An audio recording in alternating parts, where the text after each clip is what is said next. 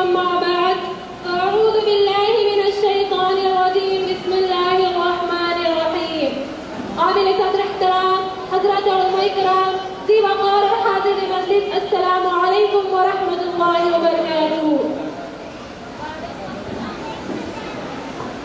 اللہ تبارک و تعالیٰ کا ہم سب پر لاکھ لاکھ شکر احسان ہے کہ اللہ تبارک و تعالیٰ نے ہم سب کو ایسی بابرکت اور دینی مجلس میں جمع فرمایا ہے۔ یہ مجلس ہے جس کو اللہ کی رحمت کے فرشتے گھیر لیتے ہیں، زمین سے آسمان تک قطار لگاتے ہیں۔ دعا کرے کہ اللہ تعالیٰ ہم سب کو بار بار ایسی مجلس میں بیٹھنے کی توفیق عطا فرمائے۔ عزیز ساتھیوں، آج کی اس مجلس میں میری تقریر کا عنوان ہے قبر کی پہلی رات اور قبر کے پہلے 24 گھنٹے۔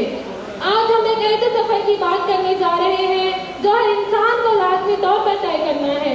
سوچے آج ہم زمین کے اوپر نہیں، زمین کے نیچے ہو، یہ زمین جو ہمیں زندہ رکھتی ہے ایک دن ہمیں اپنے گود میں لے لے گی، اور یہ سفر ہمارا پہلا اسٹیشن ہوگا جو قیامت تک جاری رہے گا۔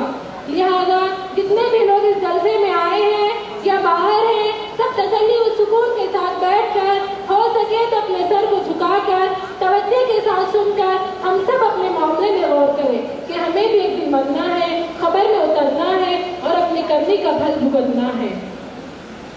قرآن ہمیں اس حقیقت کی یاد دلاتا ہے منہا خلقناکم وفیہا نعیدکم ومنہا نخرجکم تارۃ اخری۔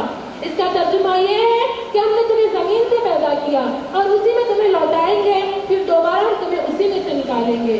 عزیز ساتھیوں، قبر صرف مٹی کا ایک حصہ نہیں، یہ ایک ایسا سفر ہے، یہ زندگی کا پہلا اسٹیشن ہے، یہ ایک ایسا مقام ہے جہاں پہ روح کی حقیقت، اعمال کا حساب اور اللہ کی بارگاہ میں جواب دہی کا آغاز ہوتا ہے۔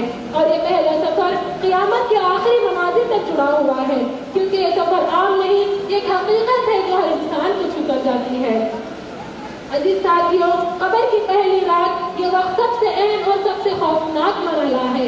حدیث میں آتا ہے قبر یا تو جنت کے باغوں میں سے ایک باغ ہے یا جہنم کے گڑھوں میں سے ایک گڑھا ہے۔ یہ رات مکمل تنہائی میں گزرتی ہے، زمین کے اندر اندھیرا چھایا ہوا ہوتا ہے۔ کیا آپ نے کبھی تصور کیا ہے کہ جب آپ کو سفید کپڑوں میں لپیٹ کر اندھیری قبر میں رکھا جائے گا، جب مٹی کی پہلی مٹھی آپ کے چہرے پر ڈال دی جائے گی اور آخری شب قبر کے کنارے سے واپس لوٹ کر آئے گا، تو تب آپ اکیلے ہوں گے، بالکل اکیلے۔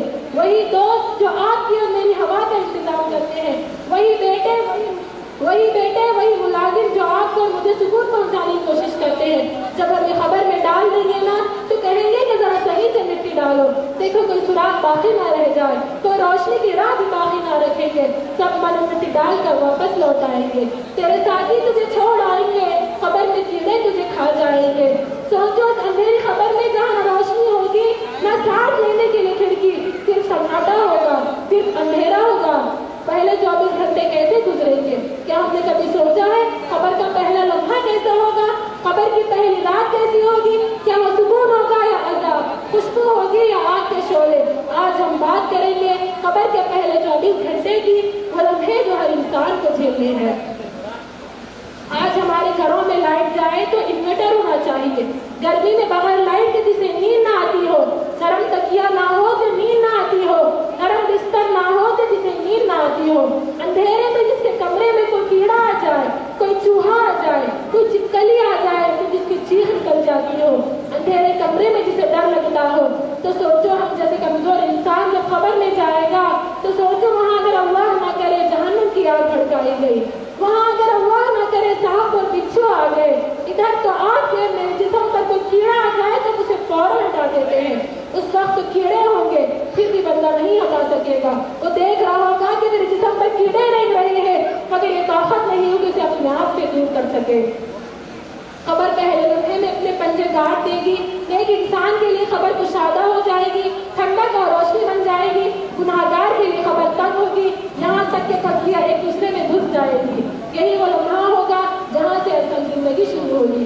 دنیا کا مال و دولت، دنیا کے خواب، دنیا کی خواہشیں سب وہیں رہ جائیں گے، کوئی چیز ہمارے ساتھ نہ ہوگی سوائے ہمارے اعمال کے۔ سوچو میری ماں اور بہنوں، جب ہم قبر میں جائیں گے تو ہمارے ساتھ کون ہوگا؟ کیا وہ قرآن ہوگا جو ہم نے پڑھا تھا؟ کیا وہ نماز ہوگی جو ہم نے ادا کی تھی؟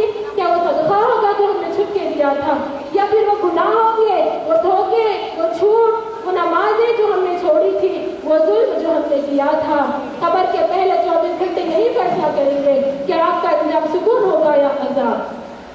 جہاں انسان سوچے گا کاش میں دنیا میں نیک عمل کر لیتا, کاش میں گناہوں سے بچ جاتا, کاش میں آخرت کی تیاری کر لیتا, لیکن سنو وہاں کاش کو کوئی فائدہ نہ ہوگا, وہاں صرف پچھتاوا ہوگا, آنسو ہوں گے لیکن کوئی رجوع نہیں ہوگا, نہ کوئی دوسرا موقع ملے گا نہ واپس آنے کی اجازت. یہی ہے قبر کے پہلے 24 گھنٹے, تو یا تو جنت کی باغ کی خوشبو بن جائے گی یا جہنم کی آگ کا دروازہ. میری پیاری ماں اور بہنوں, آپ کا کبھی نہ کبھی تو قبرستان سے گزر ہوا ہوگا نا. یہ خبریں جو اوپر سے ساری ایک جیسی دکھائی دیتی ہے, اندر سے ایک جیسی نہیں ہوتی. دنیا میں اگر آپ کسی کالونی میں جائیں, غریبوں کی آبادی میں جائیں, تو مکان دیکھ کر پتا چلتا ہے کہ غریب رہتے ہیں ادھر. امیروں کے علاقے میں جائیں تو کوٹھیاں دیکھ کر سمجھ آتا ہے کہ ان کوٹھیوں میں امیر اور سکون سے رہنے والے رہ رہے ہیں. مگر خبروں کو دیکھ کر پتا نہیں چلتا, سکھی ساری جیسی ہے مگر ہر خبر کی داستان جدا ہے.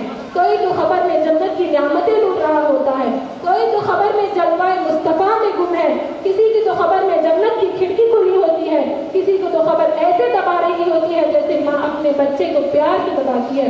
مگر اسی قبرستان میں کچھ خبریں ایسی بھی ہیں کہ اس خبر والے کو سانپ اور بچھو عذاب دے رہے ہوتے ہیں. کسی کی تو خبر میں جہنم کی آگ کی کھڑکی کھلی ہوتی ہے, کسی کی تو خبر میں چکنا چور کر دیا ہوتا ہے, اور اسی قبرستان میں کسی کی خبر میں جہنم کی آگ بھڑک رہی ہوتی ہے.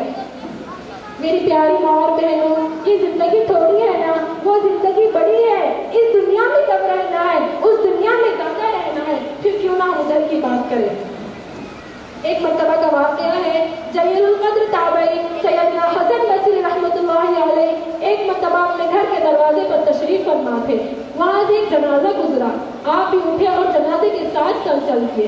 جنازے کے نیچے ایک چھوٹی بچی زار و خطار دوڑتی ہوئی جنازے کے ساتھ جا رہی تھی اور یہ کہہ رہی تھی کہ اے بابا جان, آج مجھ پر وہ وقت آیا ہے جو آج سے پہلے مجھ پر کبھی نہ آیا تھا. حضرت حسن بصری نے جب یہ درد بھری آواز سنی تو آنکھیں اشک بار اور دل بے قرار ہو گیا.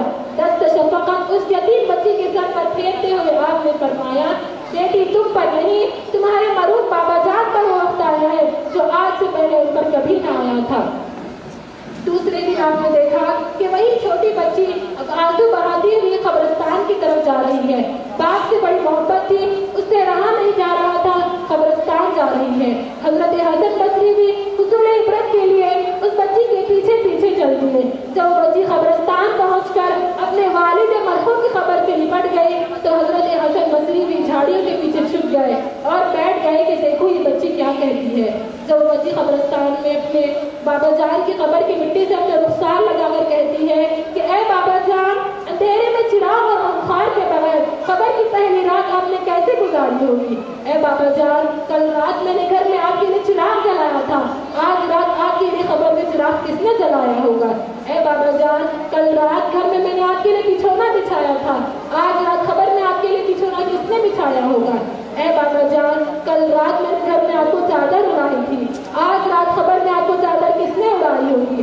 اے بابا جان, کل جب آپ کو بھوک لگی تو میں نے آپ کو کھانا پیش کیا تھا, آج جب آپ کو بھوک لگی تو آپ کو قبر میں کھانا کس نے پیش کیا ہوگا. حضرت حسن بصری نے اس غم کی ماری اور دکھیاری بچی کی باتیں سن کر رو پڑے اور قریب آیا اور فرمایا, بیٹی اس طرح نہیں بلکہ یوں کہو, اے بابا جان, کل جب آپ کو دفن کے وقت آپ کا چہرہ قبلہ رخ کیا گیا تھا, کیا آپ بھی آپ کا چہرہ قبلہ رخ تھا یا اسے پھیر دیا گیا ہے. اے بابا جان, کل آپ کو صاف ستھرا کفن پہنا کر دفنایا گیا تھا, کیا آپ بھی آپ کا بدن صاف ستھرا ہے. اے بابا جان, کل آپ کو صحیح سالم بدن کے ساتھ قبر میں رکھا گیا تھا, کیا آپ بھی آپ کا بدن سلامت ہے یا اسے کیڑوں نے کھا لیا. اے بابا جان, علماء فرماتے ہیں قبر کی پہلی رات بولنے سے ایمان کے بارے میں سوال کیا جائے گا. کوئی اس سوال کا جواب دے گا اور کوئی مایوس رہے گا. کیا آپ نے اس سوال کا درست جواب دیا یا ناکام رہے. اے بابا جان, کل جب میں آپ کو پکارتی تھی تو آپ مجھے جواب دیتے تھے, آج میں کتنی بدنصیب ہوں کہ خبر کے سرہانے کھڑی ہو کر پکار رہی ہوں مگر مجھے آپ کے جواب کی آواز سنائی نہیں دیتی. اے بابا جان, آپ تو مجھ سے ایسے جدا ہوئے کہ قیامت تک مجھ سے دوبارہ نہیں مل سکتے. اے خدا رحمان, قیامت کے میدان میں مجھے اپنے بابا جان کی ملاقات سے محروم نہ کرنا. حضرت حسن بصری کی باتیں سن کر وہ بچی عرض گزار ہوئی, اے میرے سردار, آپ کے نصیحت ناموں उन कलिमात ने मुझे ख्वाब गफलत से बेदार कर दिया। मेरी प्यारी बहनों, बज़ाहिर तो एक वाक़या था और हम नहीं जानते कि हमारी खबरों का क्या इल्म होगा। किसी ने क्या खूब कहा है, अरे ये भेड़ियों का बन है, शाम आ गई सर पर, कहाँ सोया है मुसाफिर, है कितना लाभ माली है। अंधेरा घर अकेली जान, अंधेरा घर अकेली जान, दम घुटता दिल उकताता है, खुदा को याद कर प्यारे, वही साथ आने वाला है। लिहाजा मेरे प्यारे दीनी भाइयों बहनों जो इस जलसे में जमा है, अल्लाह पाक हम सब को अज़ाब क़ब्र से महफूज फरमाए। क़ब्र की आज़माइशों से, क़ब्र की आफतों से, क़ब्र के खौफनाक मामूलात से अल्लाह पाक आपकी, मेरी और तमाम उम्मत मुस्लिमा की, हम सब की इससे हिफाजत फरमाए। आमीन तुम आमीन। इतनी सी बात तो मैं अपनी तकरीर का इख्तिताम एक शेर से करना चाहूँगी कि दुनिया की रंगीनियों और आनाइयों ने फंसाया है तुझे, गुनाहों के दलदल में कुछ इस तरह धसाया है तुझे। गुनाह करके भी फिक्र तौबा नहीं हुई, गुनाह करके भी फिक्र तौबा नहीं हुई, शैतान ने कुछ इस कदर घुमाया है तुझे। कब तक तू यूं ही भटकता रहेगा इंसान, कब तक तू यूं ही भटकता रहेगा इंसान, क़ब्र की गर्मी भूल गया, यहाँ की गर्मी ने सताया है तुझे। मत करना तू पैरवी नफ्स व शैतान की है इंसान, मत करना तू पैरवी नफ्स व शैतान की है इंसान। बारहा कुरान पाक में, बारहा कुरान पाक में रब ने ये बताया है तुझे, वमा